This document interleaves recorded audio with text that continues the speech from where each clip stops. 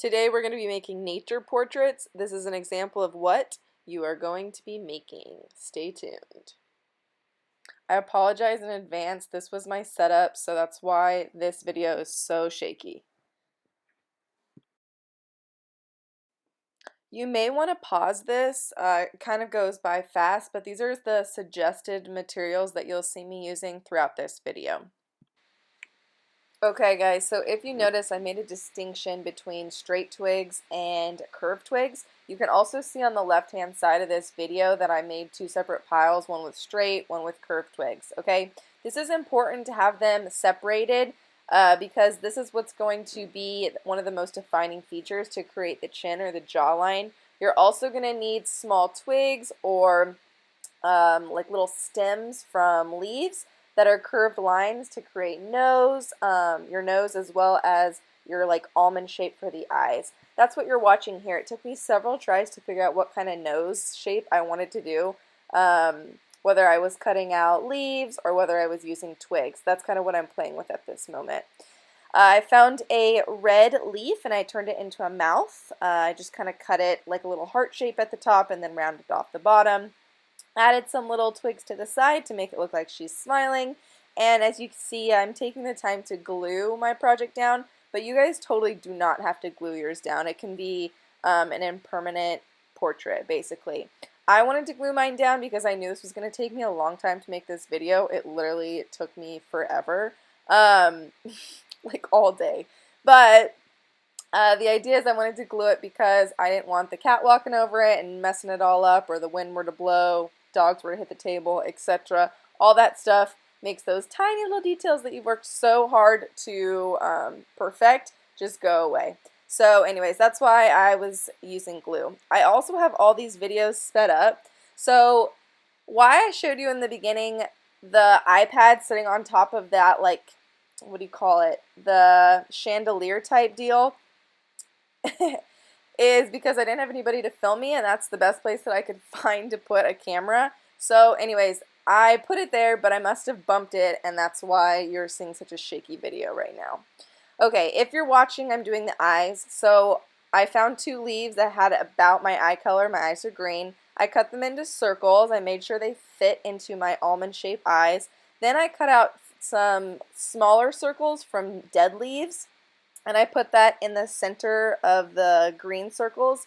Then I found a white flower petal, and I just cut tiny little circles out of that, and for the little pupil, I put that right in the middle of both eyes, so that way they looked a little bit more realistic than just plain green. I tried two different techniques with the eyebrows. One, I just found a dead leaf and I cut an eyebrow shape out of it. And then the next one, I was super excited about this, but it ended up being a totally terrible idea. It was so hard. I found this like dried up fir, like almost Christmas tree kind of leaf. And I ripped it apart and I just took the little edges and I tried to stick them side by side. Anyways, it was a disaster. There were so many little pieces. They just kept, I don't know, getting tangled on each other and drove me nuts. So abandon that idea. As you can see right now, I'm trying to fit for my chin. Do I want like a big chin, small chin for my portrait, etc. Then you just kind of arrange the twigs from there. This kind of takes a lot of trial and error. I also wanted to include ears because I wasn't sure if I wanted to do long hair or short hair. So this is just me playing around right now.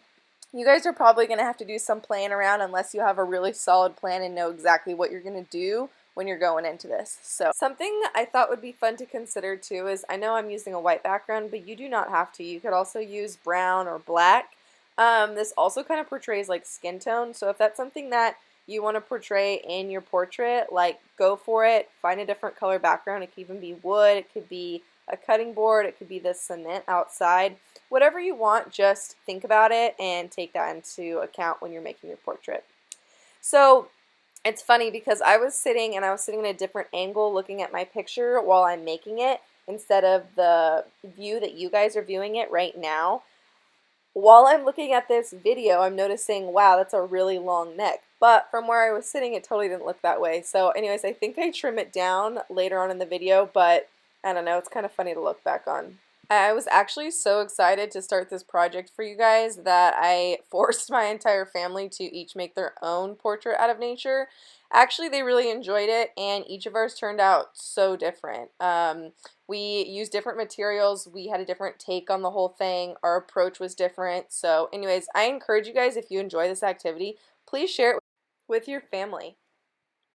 Here's the finished product.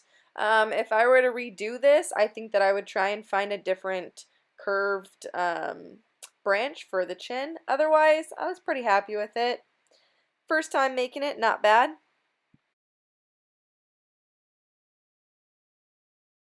Here's for all the dudes out there that wanted an example of maybe what it would look like to have an example of a guy version. I tried, but I got lazy. I was kind of over it at this point, and I'll show you pictures of the finished result at the end. Stay tuned. Okay guys, so this may not be my best work, but it's here, I'm embracing it. So anyways, if I could do it over again, I realize that there's so much that I could have been so much more creative about.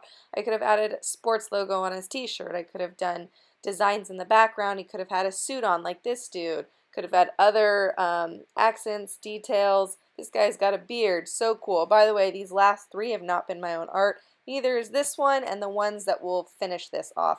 Basically, I just felt like I didn't do you guys, I don't know, good enough job providing an example. So I wanted to find some other artists' work who might help inspire you when it comes to making your own nature portrait. Hope this helps.